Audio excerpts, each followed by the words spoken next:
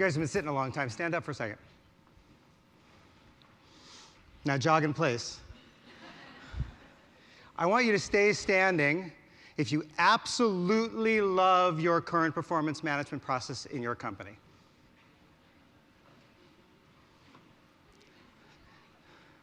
Wow, a few of you do. Well, this might be interesting. So I am here as a practitioner. You guys can sit down now. We know who you are and where you are. I'm here as a practitioner. I am not a scientist. I don't have a degree in anything other than business, but I've worked in retail all of my life. I'm 56, you do the math, mostly on the HR side of the equation, but I started as a person in the business. And my love has always been performance. And about 4 years ago, I was asked by Gap to do something with performance management. And I'm going to guess that some of the things I'm going to say today are things that you have heard or have felt or have seen in your own company. And I'm going to give you one example, just one, of one company that said we have to do this differently. Now, there may be things in my presentation that you can take and run with, just like they are. But my suggestion is that you do the same exploration that we did if you're thinking of changing performance management in your company. Not just take the pieces of mine, because this only worked at Gap. This only worked in our culture, in our business, where we were in our evolution. But I think there's nuggets in here that will be helpful to you. So by show of hands, how many of you are right now tasked to change performance management in your company? Wow, look around. Keep your hands up. Look around. There is a vast majority of you who are doing this. So I'm hoping that what I'm going to say is going to give you something that will be helpful in doing that. Let's go somewhere here. This is my company, 140,000 employees worldwide. We're in 90 countries in our web presence, 40 countries brick and mortar. So we're not small. Most of those people, the 140,000, are salespeople, but about 10,000 headquarters people globally. So the changes that I'm going to describe impacted people around the globe, not just in the United States. Anybody know Intermix? Show of hands, anyone? A few of you, yay. Athleta, a few more, right? Most know the companies on the top. These are our companies. Big headlines, this is what we did. Woohoo. Reviews, like them? We got rid of them. There is nothing written in our performance management process unless you're the 2% who are on corrective action. Let me say that again. There is nothing written in our performance management process unless you're on corrective action. Why design a performance management process for the 2%? Why don't you design it for the 98 who want to do a great job and want to grow? We got rid of reviews. Ratings, like them? 5-point scale, 4-point scale. How many of you have made a change to the number of rating points in your scale and said that was our change to performance management? We went from 5 to 4. Woohoo! No ratings. We got rid of them. They're gone. We still evaluate performance. We still differentiate performance. We don't use ratings to do it. I'll explain what we did. And we created this thing called a touch base. You heard many of the people who spoke before me talk about the importance of speaking to each other, that performance comes from engaging with the employee and having a dialogue about how they're doing. That's our big headlines. That's all it is. Can I get a round of applause for what we did?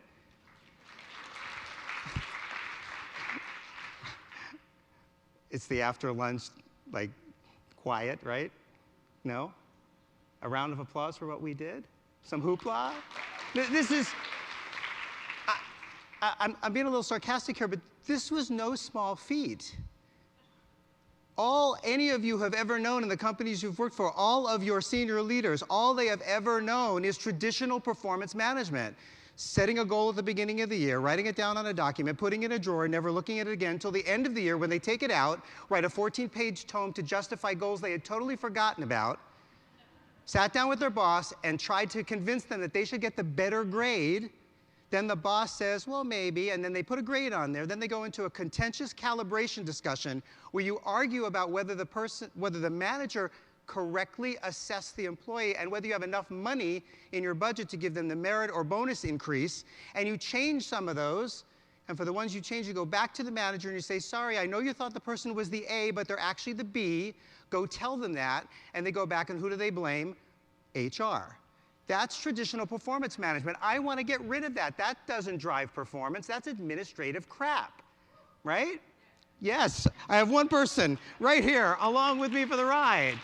This is no small change. This is all we've ever known. So for those of you who raised their hand and said, I have to do this for my company, you got a long road ahead. You've got people to convince, and you better know why you're making the change, and then you better do a good job in actually making it happen.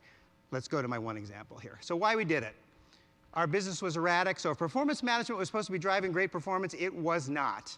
And I'm actually here to tell you that performance management doesn't drive performance. It's only one small component. The process was complex, time-consuming, and expensive. Just for our headquarters employees, 10,000 people, we spent 130,000 hours and $3.3 million in payroll every year for something that didn't drive performance. Why? Because GE told us this is what we're supposed to do? Do you want performance management to just allocate reward, or do you want it to drive performance? We said this was a waste of money and time. Our employees dislike the process. Any of you, be honest with me, personally like getting a review at the end of the year? Anyway, it's okay to raise your hand. I won't come out and slap you. Nobody? Why don't you like it? One person, why do you like it?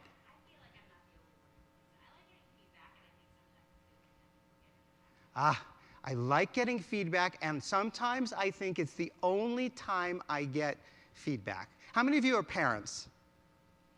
Have you ever waited to the end of the year to give your child feedback? Why? Why would you wait to the end of the year to give an employee feedback? I agree with you. I love feedback. Give me more. Tell me how I'm doing. That's the key. Employees should know how they're doing all year long, not just at the end of the year. I saw that yawn. Nobody gets away with it. This is what one of our employees actually said. I think the annual review and rating is a waste of an employee's time.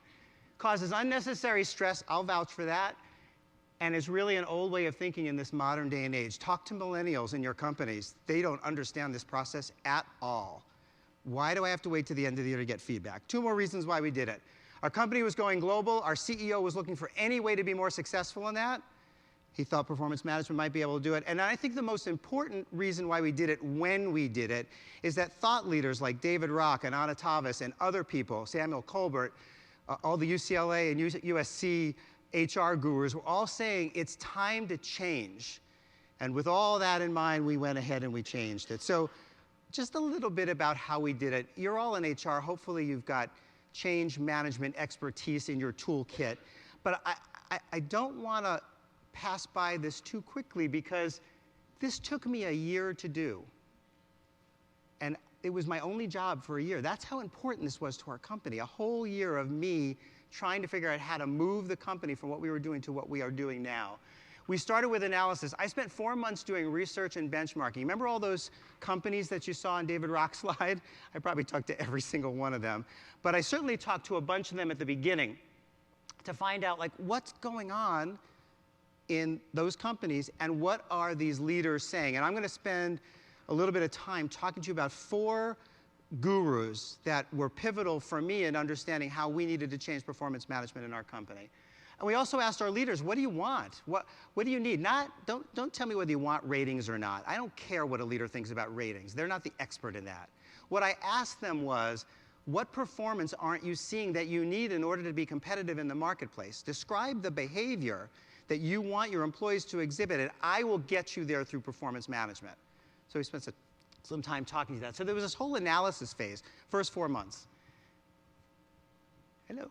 There we go. Then we designed, I assembled a team, HR leaders from across every HR discipline, senior business leaders from every one of our business units who came and heard our thoughts, told us what they were thinking, tested some of our tools and gave us real-time feedback. And when we went to actually implement, became champions in their own businesses. So having the business as part of this process was essential. And then we created a flexible change plan, because not all of our businesses were in the same place at the same time.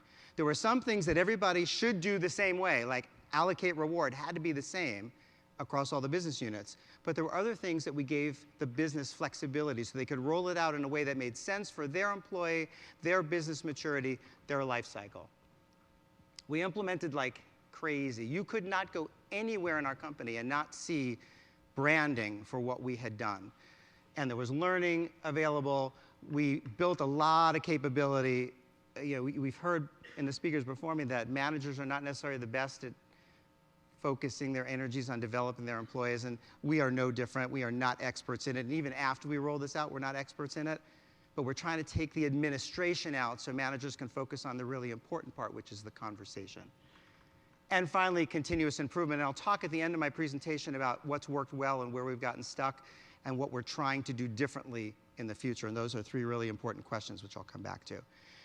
So let me start with the research. I think this is actually the most important part of my presentation, and if after this slide is over, you guys yawn or fall asleep, that's totally fine with me. Because I think understanding why we should be making this change is the most important part of the equation. When you need to go back to your C-suite or your leadership team or your HR leader and say, this is why we should do this, that's the helpful piece. If you don't know why, no one's going to come along for the journey with you. So there's a gap between what science knows and what business does. So what business thinks is that doing this administrative process at the end of the year is actually driving performance. But I'll tell you in my company, I'll tell you from my own perspective, when I got my review at the end of the year, it did not change my performance. Even if I got the A grade, the halo from that A grade lasted about 4 minutes. And then it went back to what I was doing before. But anybody who got the C grade, which was 55% of our company in our force distribution curve, walked away feeling like they had wasted a whole year of time and energy. Why do that? That's what business was doing. What science was telling us was that there was a whole other way to motivate and drive, especially people that we pay for their ideas. So put productivity workers aside for a second and think about this new generation of workers we have who we pay for their creativity and their ideas. Knowledge workers, as Daniel Pink calls them. So this was the first of 4 books that I read. I read hundreds of books, but this was the first of 4 that was really pivotal in our design. How many of you have read Daniel Pink's book? So for those who don't have your hand up, it's a really easy read. You can get it on tape and listen to it. I would read this book just in general because I think Daniel Pink is brilliant, but specifically if you're trying to make changes in performance management, he talks about these knowledge workers. And he says that unlike people you pay for their productivity, knowledge workers are motivated by something very different. They're motivated by purpose. They want to believe that what they're working on actually adds some value to the business, to the world, to themselves. They're motivated by mastery. They want to get better at their craft over time. And they're motivated by being able to choose their path, autonomy. They don't want someone to tell them every step of the process. They want someone to tell them the vision, and then they want to choose their path to get there. That sounds really different than what people who are creating widgets quickly and cheaply are motivated by. So he talked about these knowledge workers, and he said traditional performance management squelches their creativity and innovation because it's not recognizing that what they want is mastery, autonomy, and purpose. And when I started thinking about that, I said, oh my God, if nothing else, we need 2 performance management processes in our company. Because we have these creative innovators who work in our corporate offices who design our product, and then we have people who work in our stores who sell our product, and we measure them mostly in productivity. But what I'll tell you is that we actually applied these to our store workers as well. We didn't differentiate. But this helped me understand that traditional performance management was not motivating people we're paying for their ideas, and that I needed to do something about that. I didn't know what it would be. Second book, how many of you are familiar with Samuel Colbert? I see a few hands. Every one of you who raised your hand who needs to change performance management in your company, you need to buy this book. And I'm not being paid by Samuel Colbert to say this. This is, I'm missing the exclamation point. The title actually is Get Rid of the Performance Review, exclamation point. It's a 250-page rant about everything that's wrong with performance management, and it starts with the exclamation point right on the cover. He gives you the language to explain why ratings suck, why reviews don't drive performance, why having more frequent conversations is actually the key to driving performance in a performance management process. So if you don't have the language, he's your man. Grab his book. The next book, not surprisingly enough, is David's book. So I started looking at the Neuroleadership Institute in 2013, and it, for me, was the differentiator for performance management. What do I mean by that? David's SCARF model. How many of you are not familiar with the SCARF model? a few of you. So let me just take a second and explain what it is, because it's important for you to know what it is in order for you to understand why this is important for what we did. So again, I'm not a scientist. Is David still here? Is he in the room? Okay, good. I can say whatever I want. So this is my description. So what David's research has sort of unlocked is that the brain's response to social interaction is very similar to the brain's response to physical interaction. So what do I mean by that? If you take your hand and you put it on a hot burner, what happens? It hurts. Yeah, it hurts. What's your reaction? You pull it away. You have a flight response, right? It's fight or flight, but in this case, you're not going to win over the flames, so you pull your hand away. And what he says is that the brain has a similar response to social interaction. So how many of you have been in a room with your peers at work, and you're talking and you're making decisions, and everything's going smoothly, and you feel thoroughly engaged, and then your boss walks in? What happens in that moment to you? Anybody? You feel stifled, so you stop talking, maybe? Or you say less? Do you defer to your boss? It happens to me. I remember I was about to do a presentation like this a few years ago in Miami, and I didn't realize that my senior vice president of HR was actually doing a presentation down the hallway, and once he heard I was there, he came to hear my presentation, and 4 minutes before I was about to speak, I saw him walk in. And I had that very same reaction. Oh my God, am I going to say something that he's not going to like? That's a status threat in David's model. That's the S in SCARF, status threat. Your boss's status over you, not because they want to have you respond as if it's a negative thing. Just their status over you creates a threat when they interact with you. The brain's subconscious response to their status is just like putting your hand on a hot burner. Without even trying, the boss creates that response in your brain. So imagine getting feedback from a boss, how that feels to the brain. It's a threat. Status, certainty, autonomy, relatedness, and fairness. That's the SCARF model. And those are all 5 ways in which the brain can either have a positive response to the interaction or a threat response to the interaction. So what I learned from David was, if I didn't change the way managers and employees thought about giving and getting feedback and actually change the dynamic in feedback, we wouldn't have one bad conversation at the end of the year. We would have multiple bad conversations all year long. I had to look at the neuroscience and understand how to change the conversation in order to make it better for our employees. To me, more than anything else on this page, and I'll tell you the last one in a second, this was pivotal in changing performance management. We had to take the threat out of giving and getting feedback. And then the last book, and David also spoke to this, Carol Dweck's Mindset book. How many of you are not familiar with her work? Good, I'm glad many of you are. And you heard David talk about it, fixed versus growth mindset. If you've ever said something like, I'm not a fill in the blank here, I'm not a math person, I can't play the violin. David described this earlier. You are exhibiting this fixed mindset. You're coming from a place where you say that what you have innately inside you can't be changed. I can't make it better. So you don't want lofty goals, you don't want lots of feedback. That's what he described. Well, when I read this book and I read what a growth mindset was, which is really what athletes do, athletes set lofty goals, they persist in the face of setbacks, they want lots of feedback every day about how they're doing, they look at how other people are performing and they adapt their performance to look like their performance. It's all about the learning journey, it's all about getting better. Athletes don't win every day, they only win occasionally. And we wanted, once I heard about this, I said, oh my God, we've been doing performance management all wrong in our company. We've been designing it for the highest performers. Remember I said, why design for the 2% when you could design for the 98? I wanted a mindset philosophy infused in our performance management process that was for the 98%. So what we said to our organization was, stop comparing yourself to your neighbor. This is not a competitive environment. Compare yourself to your own performance yesterday, or a week ago, or a year ago. We want you to challenge yourself every day. It aligns beautifully with Daniel Pink's idea of mastery because we want you to get better at what you do over time. So for me, these were the 4 pivotal books. And you'll do your own research, and maybe these will be on your list, and maybe there'll be other ones. I could not have convinced my organization to change unless I packaged this research in a way that they could understand it. And once they heard this, they said, oh my God, we've been doing all of this wrong. That was the research. Here were some of the companies we worked with.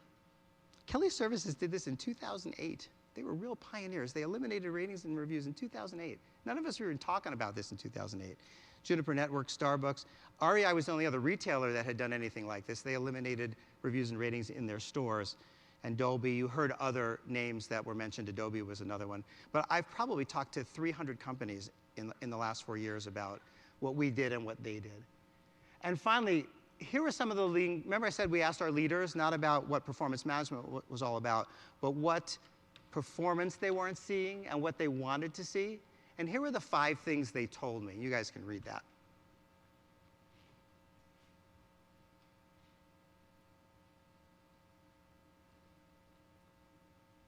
So the one that really resonates for me is the one up on top. For anyone who's worked has anyone in here worked at Gap or Banana Republic or Old Navy? One person. It's a nice company, huh? Yeah, we're really nice. But we're nice to the point of being passive aggressive. So you don't really get the feedback that you need. You only get the nice stuff. If you read reviews at the end of the year, it's all the nice stuff. It's no wonder we lose employment cases because we never put the real stuff into the review. We're too nice. So they wanted us to change the culture to be nice and honest because they said being honest is actually really being nice. I thought that was really eye-opening when they said that. So what did we create? We created this thing we call GPS. And here's what I love about this name.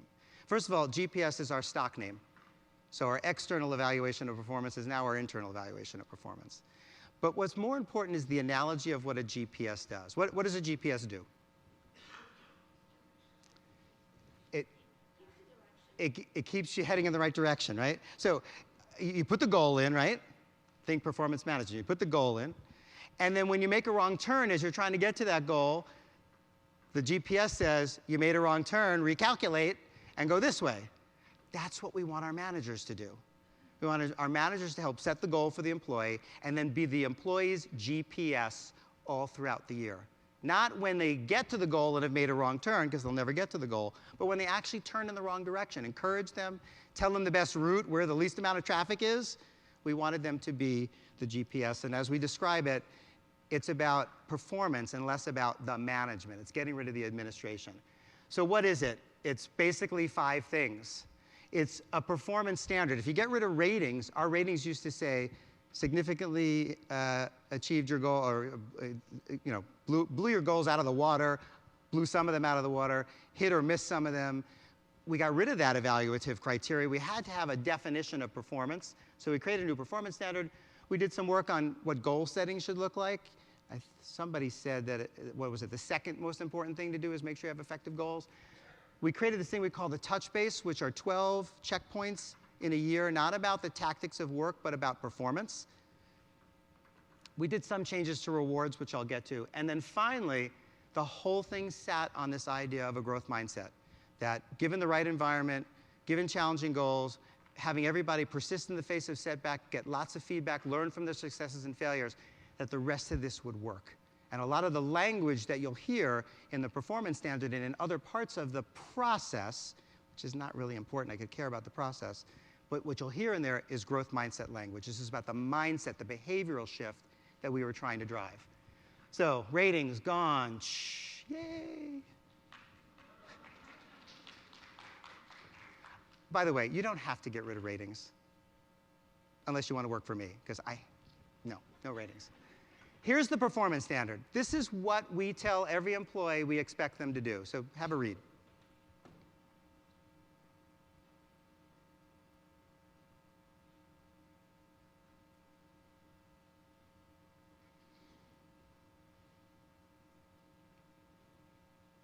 It's not too complicated. We want them to achieve their goals, and we want them to display some kinds of behaviors, and these are the specific behaviors we wanted. So come up with a way to describe the behaviors you expect in your organization so people know what they're being held accountable to. And just, by the way, when we say we live the values of our company, we're talking about our competency model. That's how we talk about them. So the competency model is behind this. But it's vague enough that people can apply it to their business, because each business is different. The people who create our product are different than the people who work in IT. And it's specific enough that we want them to be talking about certain things that we value. And what's interesting is that you see something about learning in here. This was the first time we told our organization that it was okay to make a mistake as long as they learned and applied that insight to the future. Think rapid prototyping. Think that model that Anna showed us, right? The agile process. We wanted people to not wait for the grand reveal. We wanted them to try stuff and try it quickly and learn and apply that learning. Make it a more agile process. So this was our performance standard. This is what we used when we were setting goals, because it says we want a high bar in goals. It's what we used when the manager and the employee got together to have their touch bases, because we wanted them to talk about how the employee was doing against this standard. And it was the evaluative criteria we used to allocate reward at the end of the year. If someone was doing a great job at this, we gave them more money. If someone sucked at this, we gave them less. It was that simple. You didn't need a rating to do that. Goals. What's really interesting about goals is there's not a lot of great definitive research on effective goal setting out there. But here's what we landed with. There's a lot of words up here. Let me explain it to you. I wanted no more than 5 goals. I lost that battle with my C-suite. They said they wanted 8. I think that's way too many to focus on at one time. They wanted them to be smart. That didn't go away. We wanted them to be outcomes, not tasks. Think about Daniel Pink saying, you know, people want autonomy to go where they want to go. If you have a list of tasks, you're telling someone the task they need to complete. There's no autonomy in that. Tell them the vision of the future. Make that the goal. Tell them the outcome you want them to deliver into the world. That's the goal. And then let them get there in any of the 15,000 ways they can possibly do it. So move from a task list to an outcome list. Add that stretch component. Somebody who was up here before was talking about stretch before. I think it was David. And make it dynamic. So instead of having it be a year-long goal, connect it to the business cycle. My goal was a 3-year goal to deliver this program. 3-year goal. That was my goal. For 3 years, it was the same goal. But there are IT people who have like month-long sprints. So connect it to the business process and make it dynamic. Talk about it. It's a living document. It breathes. It's got to change over time. It just can't be created at the beginning of the year, put in the drawer, and then taken out at the end of the year, as I described earlier. So that's what we did with goals. Nothing revolutionary, except that it's dynamic. It just doesn't sit on a piece of paper. Got rid of the review. You don't have to get rid of reviews, but I'm here to tell you that writing stuff down does not drive performance. If your legal team or somebody else in your company thinks we have to write something down because if we don't write something down, it actually never happened, have a field day. It does not drive performance. So you have to make a call about whether you want your system to drive performance or do something else. Instead, we have these things we call touch bases. 12 times a year, a manager and employee sit down, and they talk about these things. Goals, performance against that standard I just showed you, the relationships that they're engaged in that either help them be successful or are getting in their way, their development plans. That's all it is. This is not rocket science. But this is where we applied the SCARF model. We taught our managers how to have better conversations so that these discussions were positive and not a threat rather than negative and have, I've walked out of feedback conversations where I said, well, I'm not doing that. That boss is a jerk. He doesn't know me or she doesn't know me. We had to change the conversation so that it actually became more of a dialogue. We created a class called Feedback People Can Hear, and I'll talk about that in a second. We changed rewards. We wanted to separate the reward process from the performance process. I think David said if you separate them out, the rewards process is a 10-minute discussion. That's all we have. At the end of the year, you sit down, you say, this is how the business did, this is how bonus and merit funded, this is how our business unit did, this is how you did, here's your money, go away. And if you've been having those touch-based conversations all year long and you and your manager are aligned about your performance, there should be no surprises. None at all. In past years, before we made this change, which we did in 2014, my CHRO would get 40 to 50 calls from senior leaders complaining about their review, their rating, their money, all that. He got 1 call the first year we did this. 1. And I have to believe the reason is because we were having those regular discussions. And that made sure that the employee and the manager were aligned on the employee's performance, so there weren't any surprises at the end of the year. That can't happen if you just talk once. It just can't. No tied ratings. We created this thing called pre-calibration. Let me touch on this just for a second. The calibration discussion that normally happens is the one I described before, where the manager does their assessment first, and then you come together and you talk about it, and you change what the manager's already done. I'm here to tell you that it works a lot better if you give the manager guidance first that helps them pre-calibrate. And the two pieces of guidance that we give them is, one, here's your budget. The budget is determined by senior leaders looking at how the business funded bonus, that's the bigger percent of the money, and they can move that money around. So in our case, if men's did better than women's, did better than kids, we might give men's a bigger share of that bonus pie rather than peanut butter it. So the budget reflects the business performance. That's the first pre-calibration. And if they hit that budget, then there's no calibration discussion needed. But the second one, and equally important, is they have to understand what great performance looked like in that year. So these leaders get together at the end of the year, and they pull out that performance standard, and without naming names, they say, here's someone on my team who I think had the best performance this year. And they describe that performance. They learned from everything they did. They taught that learning to the organization. It's become a best practice. They achieved all their goals. They describe that. And then somebody else said, you think that's good? Here's my example. And they come to some agreement as a leadership team on what stellar performance looked like in that year. And then they apply a bonus percentage to it from our scale.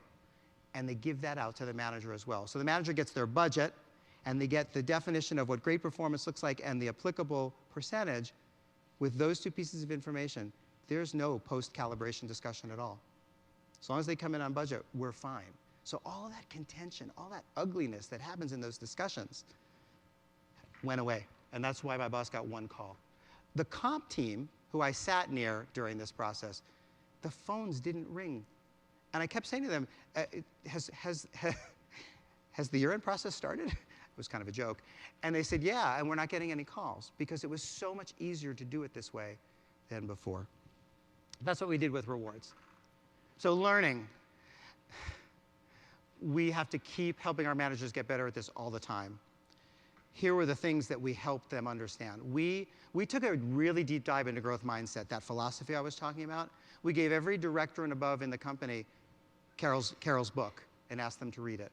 We created these classes that allowed them to come together either as individuals or as intact teams to understand what growth mindset said, to look, as David described, for the evidence of a fixed mindset in the organization or a growth mindset in the organization.